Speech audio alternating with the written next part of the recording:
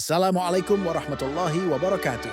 Perkenalkan, nama saya Halwani dari jurusan Administrasi Bisnis. Pada kesempatan ini, saya akan menyampaikan contoh implementasi manajemen mutu. Semoga apa yang saya sampaikan dapat bermanfaat dan menambah wawasan kita bersama. Jangan lupa like, comment, dan subscribe. Terima kasih. Pernah nggak sih kamu bertanya-tanya gimana caranya sebuah organisasi, entah itu sekolah, rumah sakit, atau pabrik, bisa terus menjaga kualitas produk atau layanannya? Jawabannya ada di implementasi manajemen mutu. Ini bukan cuma teori, tapi serangkaian langkah nyata untuk memastikan semua berjalan sesuai standar. Yuk, kita bedah contoh lengkapnya. Pertama, semua dimulai dari perencanaan mutu. Di tahap ini, organisasi menentukan visinya, misalnya berkomitmen pada kepuasan pelanggan dan perbaikan berkelanjutan.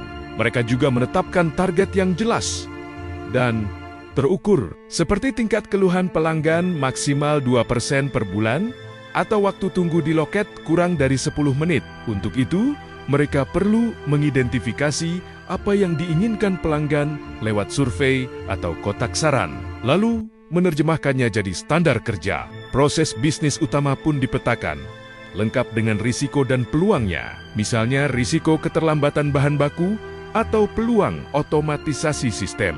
Selanjutnya adalah pengorganisasian dan dokumentasi. Agar konsisten, perlu ada struktur yang jelas, termasuk tim penjaminan mutu, dokumen penting seperti pedoman mutu, prosedur kerja SOP, dan formulir disusun dan dikendalikan dengan rapi. Ini memastikan semua orang menggunakan versi dokumen terbaru. Tak lupa, sumber daya yang memadai, mulai dari SDM daya manusia yang kompeten, sarana prasarana, hingga anggaran, harus disiapkan untuk mendukung semua kegiatan mutu ini. Kemudian, masuk ke tahap pelaksanaan dan pengendalian. Disinilah rencana dijalankan dalam aktivitas sehari-hari. Semua karyawan bekerja sesuai SOP yang telah ditetapkan. Di titik-titik kritis, dilakukan *quality control*, seperti inspeksi bahan baku atau verifikasi data pasien. Semua hasil kegiatan dicatat dengan baik untuk bisa ditelusuri. Pelatihan rutin juga diberikan kepada karyawan untuk meningkatkan kompetensi dan menanamkan budaya kualitas. Karena mutu bukan cuma soal teknis, tapi juga sikap. Setelah itu, ada tahap pemeriksaan dan evaluasi. Organisasi memantau apakah target mutu tercapai, misalnya dengan melihat data jumlah keluhan atau tingkat kepuasan pelanggan. Audit internal dilakukan untuk memeriksa kesesuaian antara pelaksanaan di lapangan. Dengan prosedur yang ada, pimpinan juga mengadakan tinjauan manajemen secara berkala untuk mengevaluasi kinerja sistem mutu secara keseluruhan dan menentukan arah perbaikan selanjutnya. Terakhir adalah tindak lanjut dan perbaikan berkelanjutan. Semua hasil evaluasi tadi tidak akan berarti tanpa aksi nyata. Jika ada masalah, tindakan korektif segera dilakukan, misalnya merevisi SOP atau memberikan pelatihan ulang. Organisasi juga mencari cara untuk mencegah masalah terulang, misalnya dengan menambah checklist atau mengotomatisasi. Proses inovasi baru terus dikembangkan berdasarkan masukan pelanggan untuk selalu menjadi lebih baik. Nah, dengan menerapkan siklus perencanaan, pelaksanaan, pemeriksaan, dan perbaikan secara konsisten, manajemen mutu bukan lagi sekadar dokumen di atas kertas, tapi menjadi budaya yang hidup dan napas bagi kemajuan organisasi. Gimana? Sudah kebayangkan prosesnya? Kalau menurut kamu, bagian mana yang paling menantang untuk diterapkan? Coba deh, share pendapatmu di kolom komentar. Pernahkah Anda bertanya-tanya bagaimana perusahaan memastikan produk dan layanannya selalu berkualitas tinggi? Kuncinya ada pada manajemen risiko dan peluang. Mengidentifikasi risiko dan peluang mutu adalah pendekatan sistematis untuk memastikan tujuan perusahaan tercapai. Proses ini, yang sejalan dengan standar ISO 9000 tahun 2015, memungkinkan organisasi untuk mengantisipasi masalah, meningkatkan efisiensi, dan memuaskan pelanggan secara konsisten. Mari kita bedah langkah-langkah praktisnya. Langkah pertama adalah menentukan konteks. Anda harus memilih area spesifik yang akan dianalisis, seperti proses pembelian, produksi, atau rekrutmen. Setelah itu, tetapkan tujuan mutu dari proses tersebut.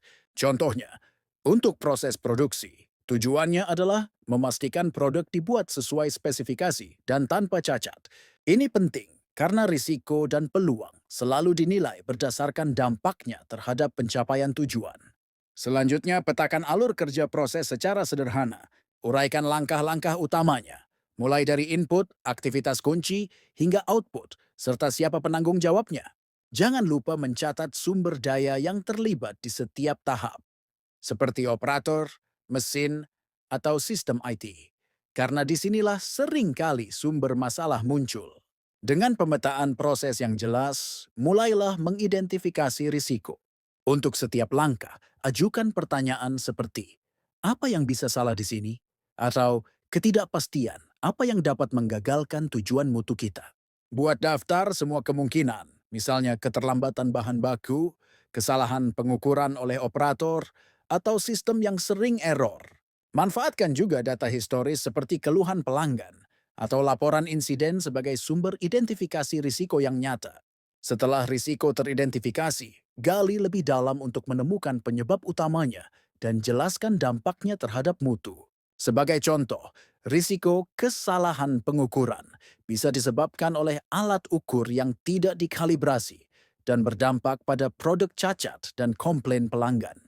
Kemudian lakukan penilaian untuk menentukan prioritas. Gunakan skala sederhana, misalnya 1 sampai 5, untuk menilai kemungkinan terjadinya risiko dan tingkat keparahan dampaknya.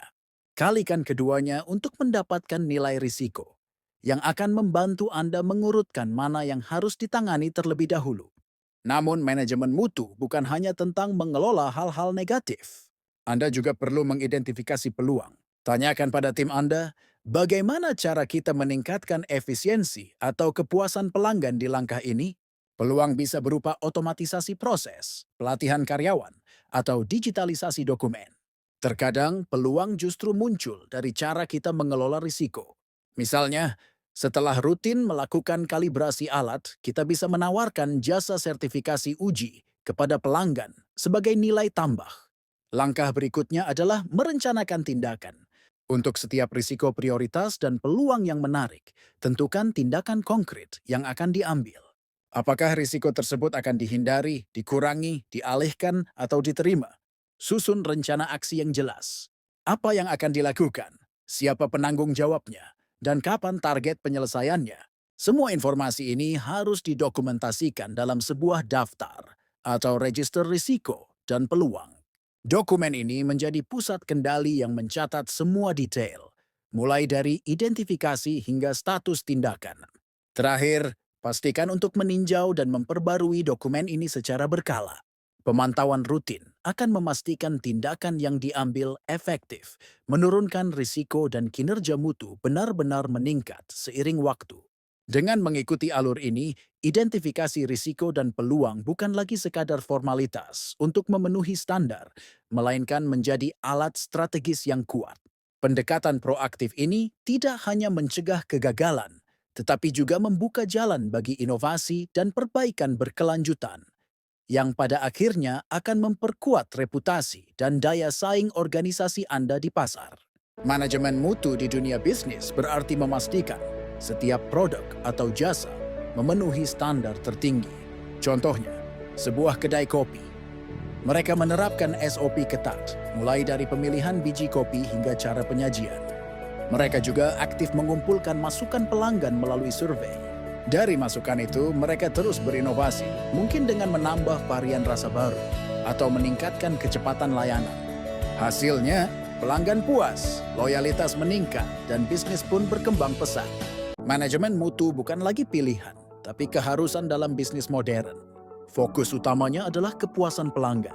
Produk berkualitas tinggi akan menciptakan pelanggan yang setia dan membangun reputasi yang kuat di pasar. Selain itu, ini juga tentang efisiensi operasional.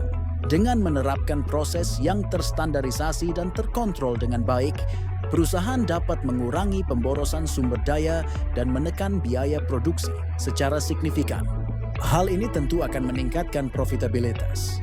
Dan yang terpenting adalah semangat perbaikan berkelanjutan. Di tengah persaingan yang ketat, selalu ada ruang untuk menjadi lebih baik, baik dalam produk, layanan, maupun proses internal. Jadi, implementasi manajemen mutu adalah investasi strategis untuk pertumbuhan, reputasi, dan masa depan bisnis Anda dalam jangka panjang.